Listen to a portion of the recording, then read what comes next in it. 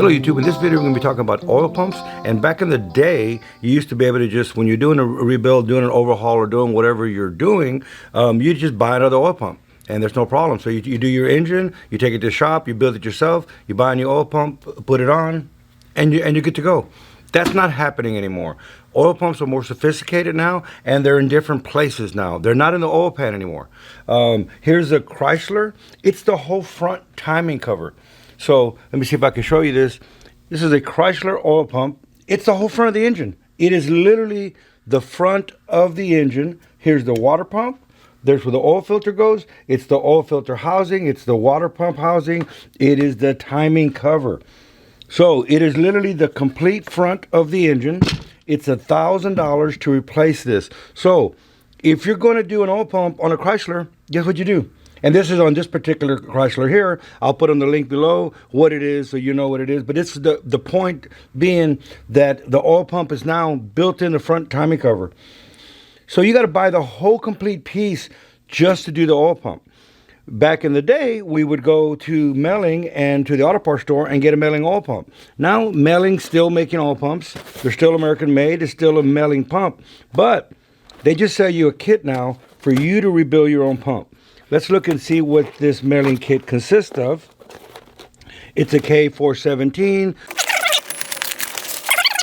What we actually have is everything to build the pump yourself. So we have everything in here, including instructions, little sheets of what not to do, how to put in a seal, what a check valve is. We'll go through this stuff, but basically, here's your oil pump.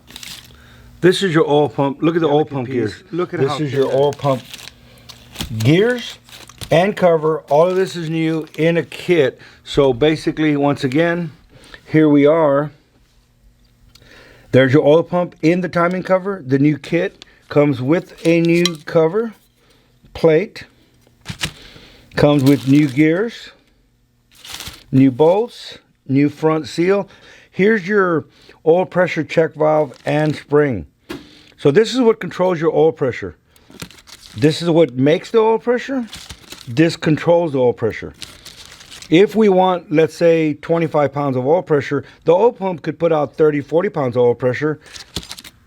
The spring dictates the oil pressure. As it gets the oil pressure it needs, it overrides the spring. The spring opens and bleeds off extra oil pressure. So the pump may build, like I said, 40, 50, 60 pounds of oil pressure, but the spring's going to dictate how much oil pressure this pump is going to put out. So when the oil pressure exceeds the spring tension or the spring, then it opens up, bleeds off all excessive oil pressure. If it's set at 40 pounds, only 40 pounds.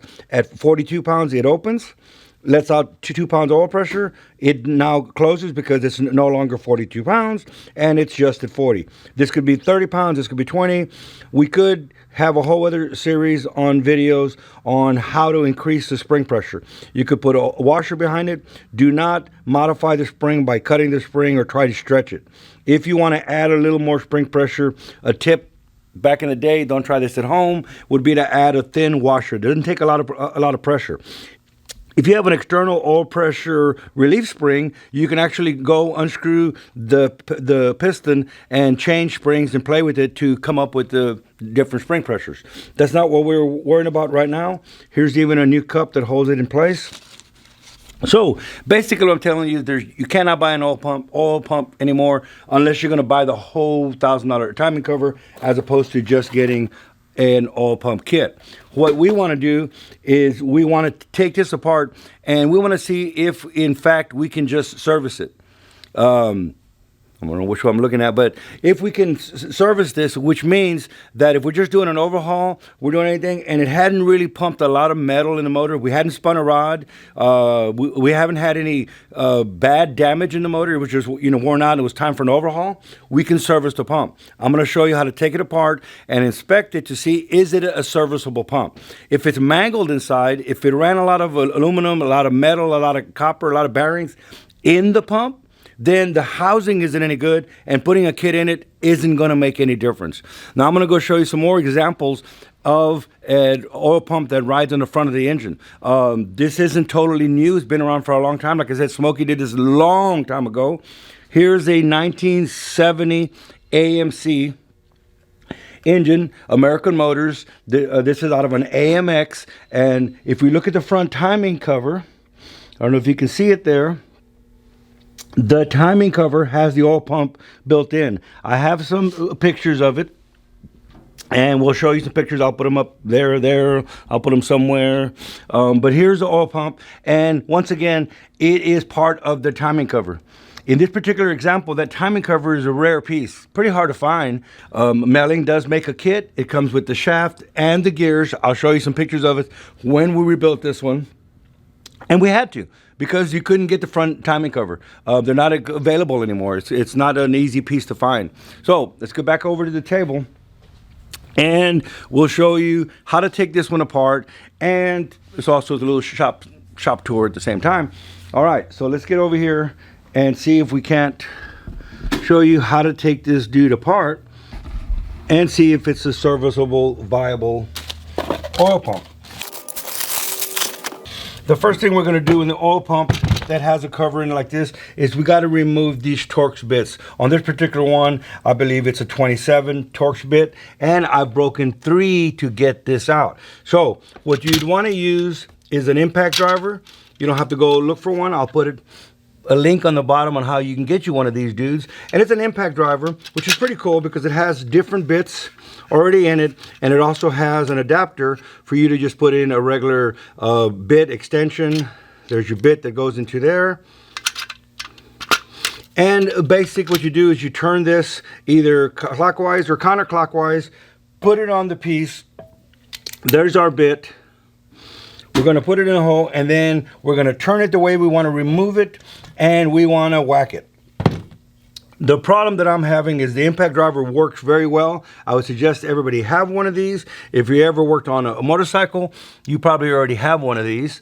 In this particular instance, while I love my driver, my impact driver, and it is called an impact driver, I've broken several tips.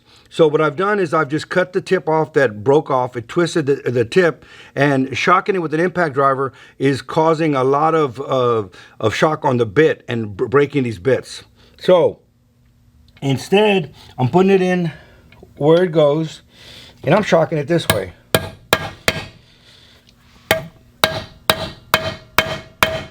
You know what I'm going to say? Resonant frequency, people. And I'm using resonant frequency to actually shock the piece and break loose the Loctite that it has on it from the factory. I'm not saying it's going to just come off, but I've broken 3 bits just earlier today trying to take this off, and you can see, I don't know if it's the resonant frequency doing it or it's just scared that I'm going to beat it some more, but there it is. All right, here we go. So what we're looking for the inside is this particular motor did spin a couple of rods. They bought another engine. So what we want to do is service the pump, and we want to see if it is a good viable candidate. We have a new plate, so the plate doesn't really matter. But if you were doing a service as opposed to a rebuild, what we're looking in here for these scratches. These just have very light, they're more like a scuff. They look a lot worse than what they are. You can't even barely feel them. So this would be, so far, a good candidate for just a service. If it was all mangled up in here, and it would not have the right oil pressure, so we wouldn't even consider a service in it. So far, we're looking good. There's our gears. As you can see, there's scratches and scuffs on them. It's not really bad. For having spun a couple of rods and pumping metal through it, there's one little groove up there, and there's a whole bunch of scratches which look a lot worse, and you can't even feel them. They're just little light scuffs. So far, it's looking really good. Like I said, the most important thing is the housing wore out. Are we going to be able to put a kit in here? So what are we looking for? We're looking right in here and seeing, is it all mangled up? Is it galled from running aluminum through here? Is this housing just completely all worn out? If it is, don't put a kit in it. It ain't gonna make any difference. You can see the dark oil that came out of here. This is what they were running. But the one thing that I will say you can't see is there's not metal in there. It's not all metallic-y. It's just dark and dirty. So the customer says this spun a rod. It probably wasn't that bad. Maybe it just started knocking, because there isn't any metallic-y. It's just dark, dirty oil. Once again, a great candidate. Instead of buying a new timing cover slash oil pump for $1,000, we're going to service this, save the customer 40, 50 bucks. Just kidding. I guess I'll get after it. All right, so there's our pressure relief spring. How do we remove this without damaging this aluminum timing cover? Well, we're going to go ahead, a little trick of the trade. I got a drill bit here, and we are going to go ahead and drill a little hole right in the center.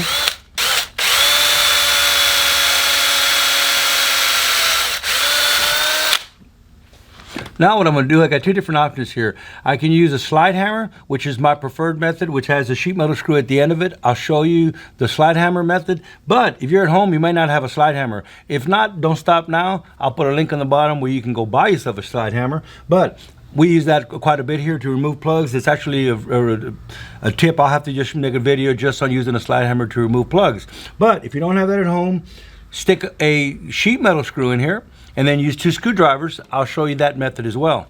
All right, I better get to it. If not, we ain't never gonna finish this oil pump. We ain't never gonna go home. Okay, we're back. All right, now there's, on the slide hammer method, this is what I have. The slide hammer. And the end comes out. You can get a slide hammer anywhere. You can look on the link below. And what we could do is we can take a sheet metal screw and we could put it on the inside of here. Also have a different screw. I like to start off, another tip, start off with a smaller screw at first and then work your way up to a bigger screw if it strips out, which no if, it might and it probably will. But we can take this sheet metal screw, stick it on the inside of here, put it in the hole,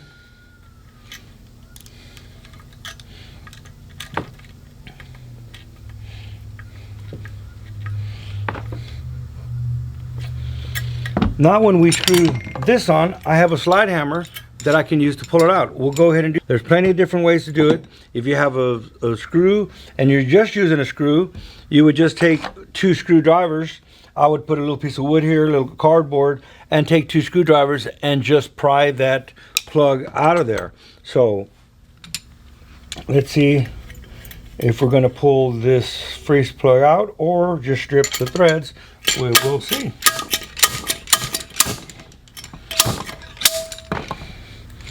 See, it just stripped out, which is no problemo.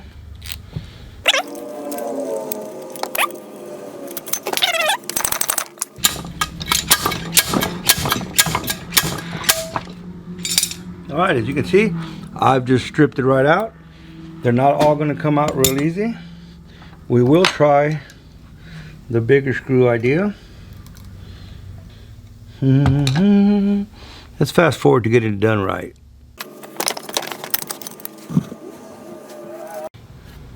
Okay guys, 1 hour later, got the plug out. It did not come out with all of these. I kept on going bigger, bigger, bigger, and bigger. I even got my other one. I don't know if you can see it right there. Well, you see what it is. It's not in focus, but there's my other one right there. And went to the complete system of different bolts. Here's the problem. This freeze plug on the Chrysler, it's real thick. And you'd think it would have come out by drilling the center of it and pulling it out, but it just was not going to give it up. So we can't give up when it doesn't give it up. So what I did was I ground the inside out, and then I ended up using my 2 screwdrivers to pry it out, but I'm going to show you how it finally came out. So there it is. There's a hole that I end up grinding, and then that's what I use to reach in there and pull it out. Also, I took a die grinder with a carbide bit and I ground the inside all the way inside, never going through the case, just going in to the inside to make it thinner. So if you notice on the inside, I never went through the outside of it. I just sat there with a die grinder and I ground and ground the inside and made it paper thin. Then I went inside and I drilled a hole with the die grinder so that I could reach in there and pull it out with the back of this guy right here. I went in, threw it, bam, and then I used a pair of ice grips and I pulled it out. So not everything is easy as it looks like on YouTube. This is the real world. 1 hour later, it comes out and we have not damaged anything in here.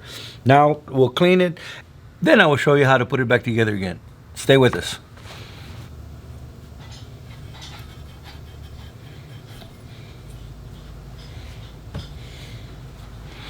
The factory one is a plastic one.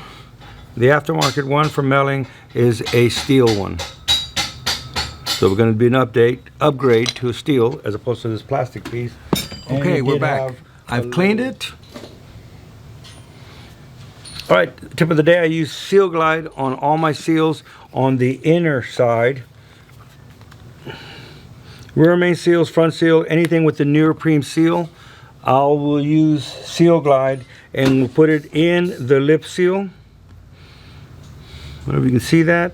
Go ahead and do it now before installing it. It makes it much easier than trying to reach in here and put it in here. I'll also put it around the back side right in there. It's on the seal, it's not on the outside. Do not put any on the outside.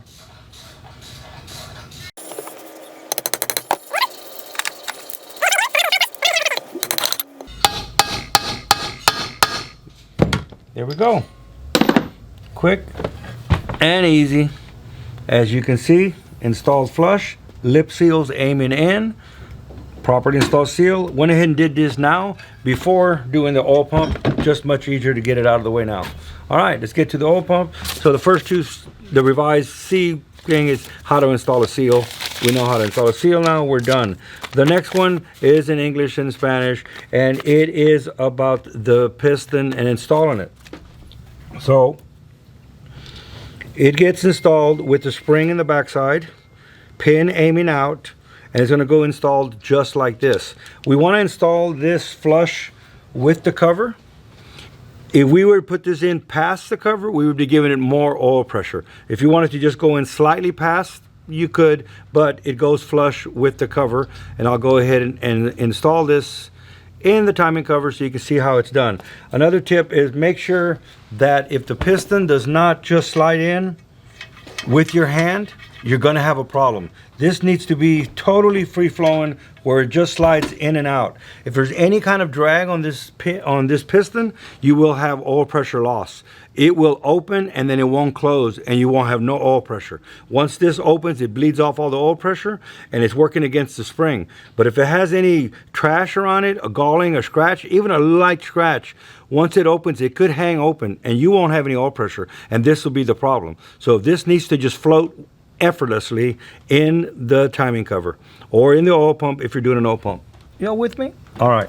Let me get this started and get it done. Okay, YouTube, I've gotten my seal installed.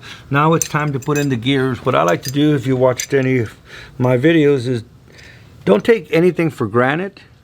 A lot of manufacturers change things. It's up to you, the installer, to do it right. I think you'd rather be looking at this than looking at my face. So I'm gonna go ahead and check, and it's 300 thousandths is the thickness of the old one.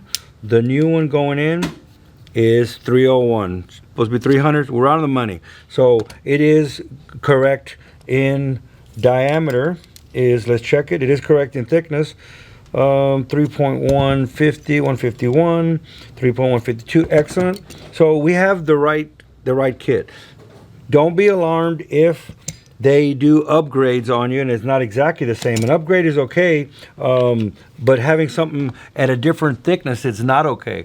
By an upgrade, I'm talking about, here's this plate. Here's the old plate. It's real thin. Here's the new plate. If you notice, the new plate, it's a lot thicker than the old plate. The old plate had a couple of little thick spaces here because they tried to skimp on the metal. Now what they do is just make it a lot thicker. So where the indention was, they just had a little high spot. Now it's the thickness of the whole plate. So it was easier to just make a better, milling makes a better than the factory Chrysler piece. So it is an upgrade, but a better upgrade. Not to worry, milling provides the new bolts. So don't try to do the new plate with the old bolts. Okay, that being said, it is upgrade. This is different, but it's identical in the shape. It's just a different thickness. When we're going to go put in our gears inside, we don't want to install these dry. We want to go ahead and put them on there with the good lube. I personally like to use Amsoil assembly lube because it sticks to the parts. You could use STP, you could use Lubriplate, you could use grease. There's a lot of things you could use, but don't install it dry. You want to go ahead and pre-lube it, so as soon as it starts turning, it starts to pump oil pressure up and it doesn't mangle everything being dry.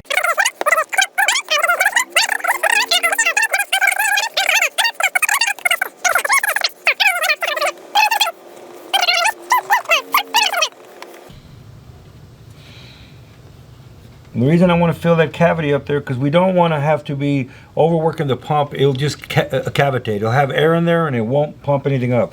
Now that we have this primed with this sticky lube in there, yes, a little bit will drip out of there. It'll stay in there, so when we go to crank it, it'll already have lube to start pumping oil. So to keep this one from dripping out here, I'm going to go ahead and put my spring on. It's got some of on there because it's already starting to come out, if you can see that or not. So it's real slick, which is exactly what we want. We want that piston to just move effortlessly. There we go. All right, so I got the spring in there and the piston is moving without any problems at all. We want to go ahead and put this new piston in. There isn't any reason to get crazy or medieval with it.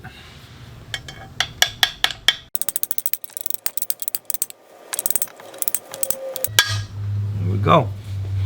The original one was just past flush, and it even says that to install it, flush, install the flush or just past flush with the face of the housing. So what I did, if you can read that or not, you don't need to, I did. And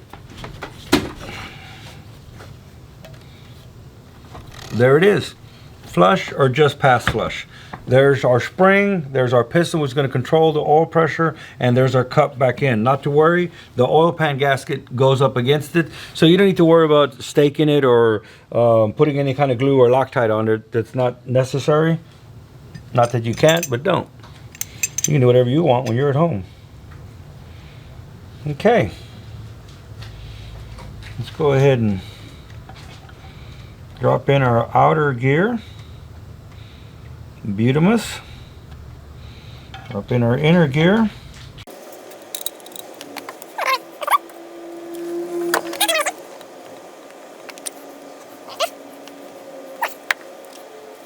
What's next? We have our cover.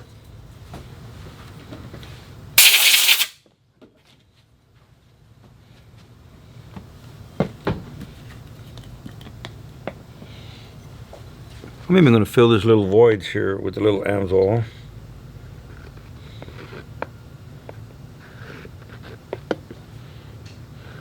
You can see that?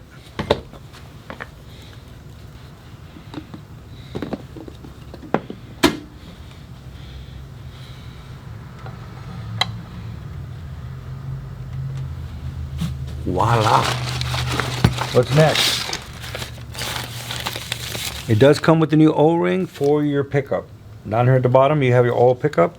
There's a new O-ring right there.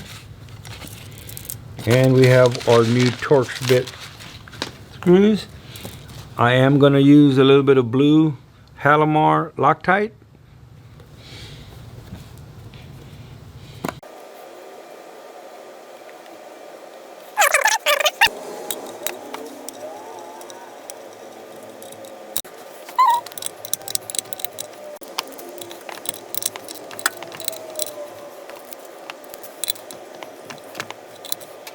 Okay.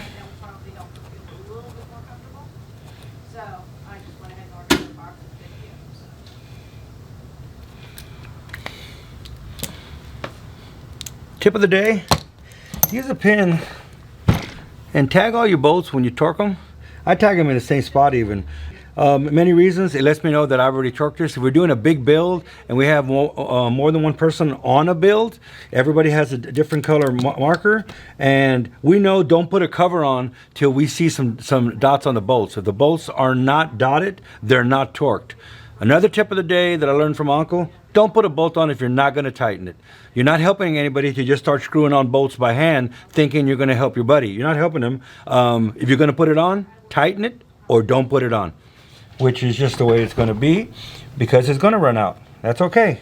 I'd rather have it run out and be full than not have it run out and you be the fool. Haha. A little play on words there. Okay. All that's left for me to do now is to put on the oil sending unit and the plug with the new O-ring. The plug that goes here in the back and the oil sending unit. I don't think that needs to be videoed and show y'all how to put that on. You may be asking and wondering, what was the torque on the bolts?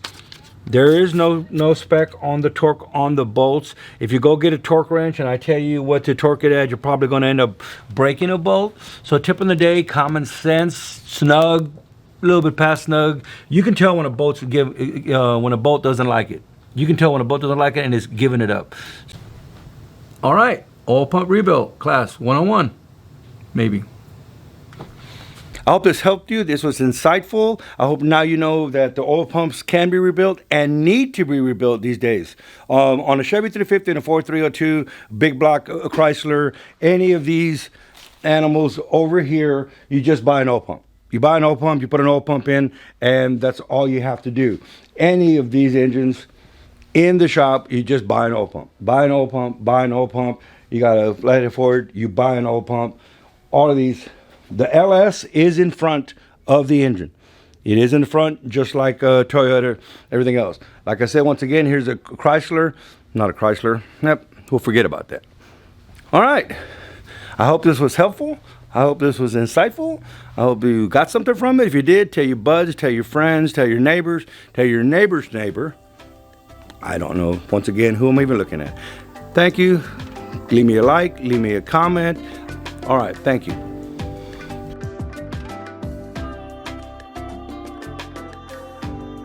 I don't know if you can see, it didn't hurt it. It's not hurt, it's not messed up. It actually, a tip to get it off.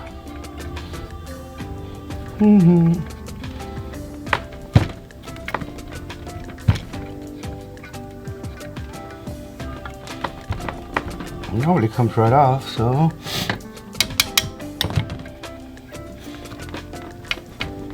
come on now. Well,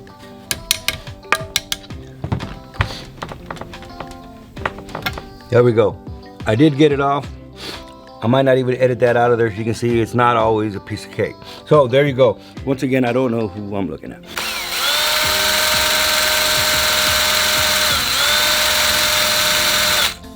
Maybe if I had a good drill bit. All right. I want to go get a good drill bit. Please bear with me while we get a drill bit.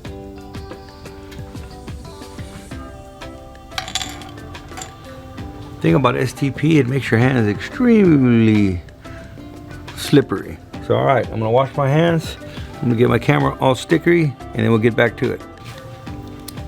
I really love that little dude right there. It's awesome.